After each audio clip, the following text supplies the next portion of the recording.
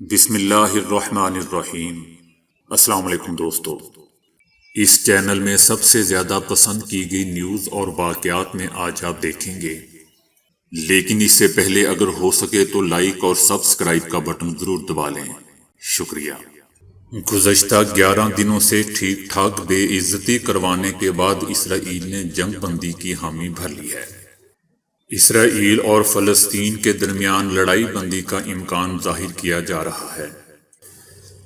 امریکی میڈیا کا کہنا ہے کہ لڑائی بندی کے لیے امریکہ، مصر اور قطر سمیت دیگر یورپی ممالک اپنا کردار ادا کر رہے ہیں۔ ان ممالک کی جانب سے غزہ کی خراب صورتحال کے باعث اسرائیلی وزیر اعظم نیتن یاہو اور حماس کی قیادت پر کشیدگی ختم کرنے کے لیے شدید دباؤ ہے۔ امریکی حکام کا کہنا ہے کہ جو بائیڈن انتظامیہ کو حالیہ ہفتے کے دوران ہی سیز فائر کی امید ہے، کیونکہ اسرائیل اور حماس کے درمیان کسی بھی قسم کا تصادم ایک بار پھر نازک صورتحال کو مزید خراب کر سکتا ہے۔ بتایا جا رہا ہے کہ امریکی صدر جو بائیڈن نے غزہ پر اسرائیلی بمباری کے بعد چوتھی بار اسرائیلی وزیر اعظم کو ٹیلی فون کیا، تاہم اس بار امریکی صدر نے لڑائی بندی سے متعلق سخت موقف اپنایا اور دن کے اختتام تک کشیدگی میں واضح کمی پر زور دیا۔ دوستو، یاد رہے کہ گزشتہ 10 دنوں سے نہتے فلسطین پر اسرائیلی بمباری جاری ہے، جس کے نتیجے میں اب تک 227 کے قریب افراد شہید اور ہزاروں زخمی ہو گئے ہیں، جبکہ درجنوں عمارتیں بھی زمین بوس ہو چکی ہیں۔ دوستو، مسئلہ یہ نہیں ہے کہ فلسطین پر اسرائیل کا قبضہ ہے، مسئلہ تو یہ ہے کہ فلسطین پر اسرائیل کا قبضہ کیوں ہے۔ تنویر ساحر صاحب لکھتے ہیں کہ موجودہ دنیا میں یہودیوں کی کل تعداد 14 ملین سے کچھ زائد ہے۔ دوسری عالمی لڑائی کے بعد 1948 میں اسرائیل امریکہ کی وجہ سے قائم ہوا۔ اس سے پہلے تو اسرائیل ہزاروں سال سے دھکے کھاتا چلا آ رہا تھا، کیونکہ یہودی خدا کے نافرمان اور گستاخ ہیں۔ یہ اللہ کے احسان فراموش ناشکرے ہیں۔ پاک پروردگار نے انہیں عقل، شکل، رزق سب وافر دیا ہے، لیکن یہ احکامات خدا بندی کو مذاق بناتے رہتے ہیں۔ اللہ نے ان کی رہنمائی کے لیے متعدد انبیاء بھی بھیجے، لیکن ان کی گستاخیوں اور نافرمانیوں کا سلسلہ دراز ہی ہوتا چلا گیا۔ یہ حضرت ابراہیم علیہ السلام سے لے کر حضرت اسحاق، حضرت یعقوب، حضرت داؤد، حضرت سلیمان علیہ السلام کے دور میں بھی موجود تھے، اور اپنی نافرمانیوں کے باعث فرعون کے عذاب میں بھی مبتلا رہے۔ یہ بنی اسرائیل کہلاتے ہیں، اور حضرت موسیٰ علیہ السلام نے ان کو رب کے حکم سے فرعون کے عذاب سے نجات دلائی تھی۔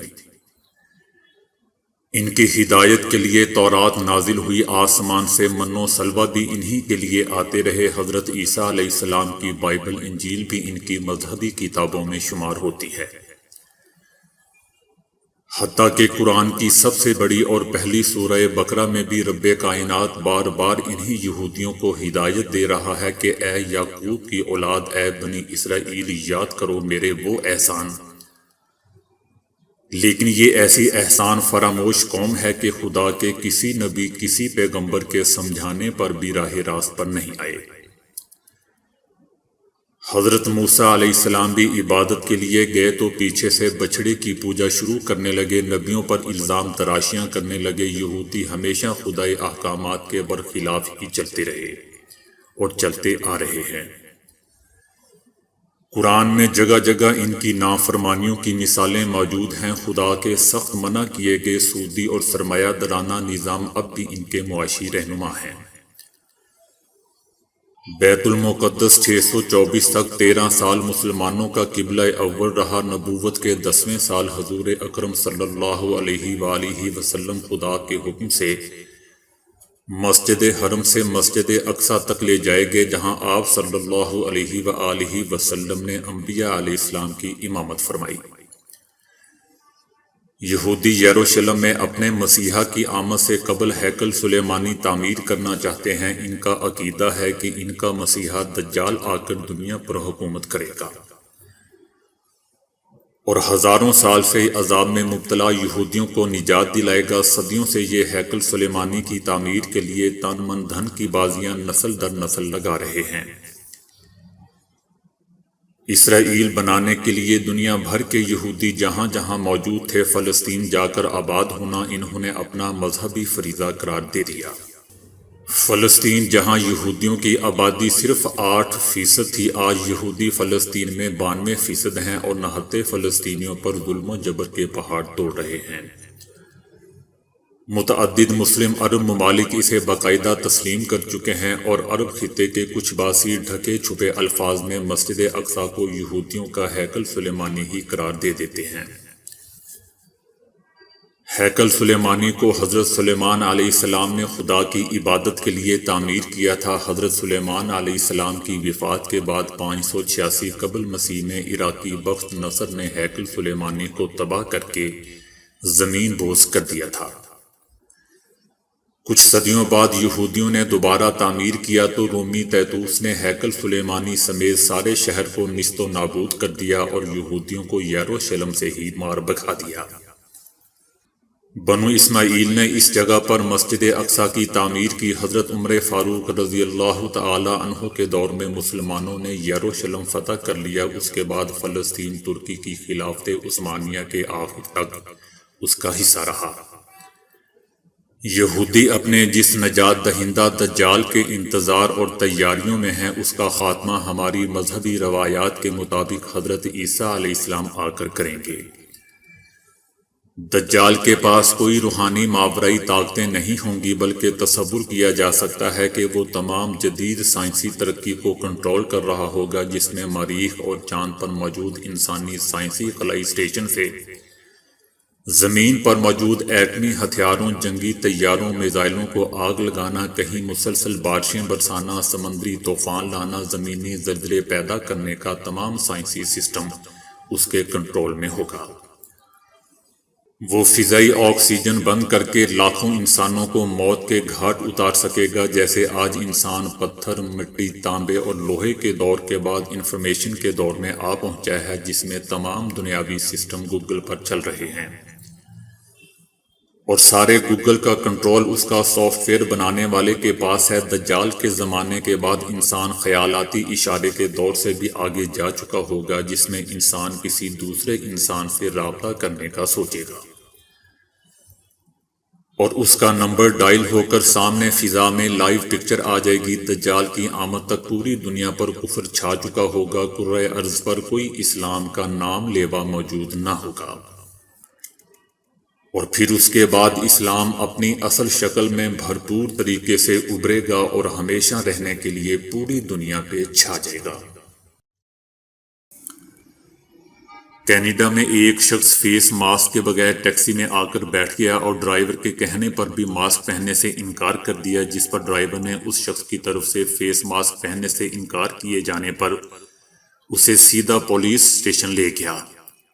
یہ واقعہ کینیڈا کے شہر وینکوور میں پیش آیا ہے۔ پولیس نے کورونا قوانین کی خلاف ورزی کرنے پر اس آدمی کو گرفتار کر لیا اور $690 تقریباً پاکستانی 87,000 روپے جرمانہ کر دیا۔ پولیس اسٹیشن پہنچ کر اس آدمی نے ٹیکسی سے باہر نکلنے سے انکار کر دیا، جس پر آفیسر نے اسے زبردستی گاڑی سے باہر نکالا۔ اکثر نئے والدین کو اپنے نومولود بچے کے رونے اور ان کی وجہ سے راتوں کو جاگنے کا خوف ہوتا ہے، لیکن آسٹریلیا سڈنی کے رہائشی والدین کے لیے یہ سب کچھ ایک خواب بن چکا ہے۔ در حقیقت اس جوڑے کا نومولود بیٹا ایک ایسے مرض میں مبتلا ہے جس کے شکار افراد کبھی رو نہیں پاتے۔ تقریباً 2 ماہ کے اس بچے کو ایسا دماغی مرض لاحق ہے جس کی وجہ سے اس کا دماغ کچھ بھی محسوس نہیں کر سکتا، اور ڈاکٹرز کا کہنا ہے کہ یہ زیادہ عرصے زندہ نہیں رہ سکے گا۔ اس بیماری میں مبتلا ہونے کی وجہ سے اس بچے کو دیگر کئی امراض کا سامنا کرنا پڑ سکتا ہے، جیسے کہ دماغی نشو و نما کا رکنا، کمزور مسلز اور کھانے پینے کے مسائل وغیرہ۔ پیدائش کے وقت اس بچے کی سانس بھی نہیں آ رہی تھی، تاہم ڈاکٹروں نے اس بچے کی سانس بحال کر لی۔ بچے کے علاج کے لیے اس کی ماں نے $13,000 صرف اس بنا پر ہاسپٹل میں جمع کروا دیے ہیں کہ وہ اپنے بچے کو روتا ہوا دیکھنا چاہتی ہے۔ چینی ڈاکٹروں کو کرنسی نوٹوں کی حقیقی طاقت کا درست اندازہ اس وقت ہوا جب ان کی خوشبو سے ایک ایسا شخص قومے سے باہر آ گیا جو کہ گزشتہ 1 سال سے قومے میں مبتلا تھا اور ڈاکٹروں کی تمام کوششیں ناکام ہو چکی تھی۔ ڈاکٹر لی ٹیوننگ کا کہنا ہے کہ یہ ایک انتہائی غیر معمولی تھا اور میں نے اپنے 20 سالہ کیریئر میں کبھی ایسا نہیں دیکھا۔ اس شخص کی یہ حالت کئی ہفتوں تک مسلسل ایک انٹرنیٹ کیفے میں بیٹھ کر بزنس آئیڈیاز پر تحقیق کرنے کی وجہ سے ہوئی تھی۔ ڈاکٹروں نے کئی ماہ تک اسے کومے سے باہر لانے کی کوشش کی لیکن وہ ناکام رہے۔ لی کے خاندان نے ڈاکٹروں کو بتایا کہ لی کو کاروبار سے بہت محبت تھی۔ ڈاکٹروں نے جب لی کو 100 یوان کے نئے نوٹ سنگائے تو انہوں نے دیکھا کہ لی کی انگلیوں نے جنبش کرنا شروع کر دی ہے اور ساتھ ہی اس کی پلکیں بھی ہلنا شروع ہو چکی ہیں، جس کے بعد لی ان نوٹوں کو پکڑنے کی کوشش کرنے لگا۔ لی کے خاندان نے اسے کچھ عرصے تک ہاسپٹل میں ہی رکھنے کا فیصلہ کیا ہے، جبکہ لی کی حالت میں مسلسل بہتری آ رہی ہے۔ پیروں کا مساج پرسکون نیند کے لیے بہترین ہے۔ پیروں کے مساج سے پورے دن کی بھاگ دوڑ سے ہونے والی تھکن اتر جاتی ہے۔ ترقی یافتہ ممالک میں پیروں کا مساج بہت مقبول ہے۔ رات کو سونے سے پہلے اگر پاؤں کا مساج کر لیا جائے تو یہ صحت کے لیے کتنا مفید ہے، آئیے دیکھتے ہیں۔ رات کو سونے سے پہلے اگر پاؤں کا مساج کر لیا جائے تو جسم میں خون کی روانی متاثر نہیں ہوتی، آکسیجن جسم کے تمام حصوں تک پہنچ جاتی ہے۔ پاؤں کا مساج پرسکون نیند کے لیے بہت ضروری ہے۔ یہ ذہنی دباؤ، بے خوابی کو دور کر کے دماغ کو پرسکون کر دیتا ہے۔ زیادہ تر کھڑے ہو کر کام کرنے والے افراد کے پاؤں میں سوجن ہو جانا ایک عام سی بات ہے۔ اگر سونے سے پہلے پاؤں کا مساج کر لیا جائے تو سوجن صبح تک ختم ہو جاتی ہے۔ پاؤں کے انگوٹھوں کے دونوں جانب اگر مساج کر لیا جائے تو یہ آپ کی بھوک کو کنٹرول کرنے میں مددگار ثابت ہوتا ہے۔ اگر آپ کے دانت میں تکلیف ہے تو پاؤں کی دوسری، تیسری اور چوتھی انگلیوں کے مساج سے دانت کے درد میں آرام پہنچتا ہے۔ کان کے درد ہونے کی صورت میں پاؤں کی سب سے چھوٹی انگلی کا مساج فائدہ مند ثابت ہوتا ہے۔ دن بھر کی تھکن کے بعد رات کو پاؤں کا مساج پورے جسم کی تھکن کو کم کر کے آرام پہنچاتا ہے۔ اگر آپ مسلسل تناؤ کا شکار ہیں تو انگوٹھے کے نیچے والی جگہ کو ضرور دبائیں۔ اگر آپ ایڑیوں کے درمیان والی جگہ کو دبائیں گے تو یہ جسم سے تمام زہریلے مادوں کو نکالنے میں بہت مدد دے سکتا ہے۔ تو دوستو آج کے لیے اتنا ہی۔ ویڈیو کو لائک اور شیئر کرنے کا بہت بہت شکریہ۔